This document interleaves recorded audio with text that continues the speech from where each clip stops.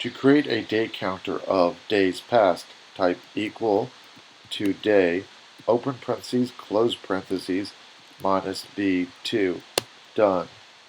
To create a day counter of days left, type equal, flip the formula C2 minus 2day, open parentheses, close parentheses.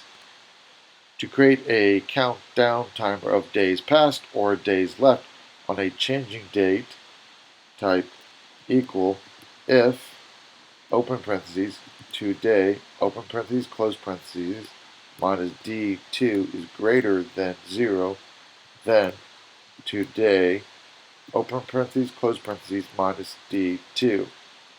Otherwise, if false, D2 minus today, open parentheses, close parentheses, done.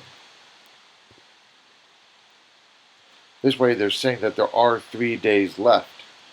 Now, if we change the formula, the date, to 1/3/2020, it's going to say that there's only 1 day has passed. Thank you and like.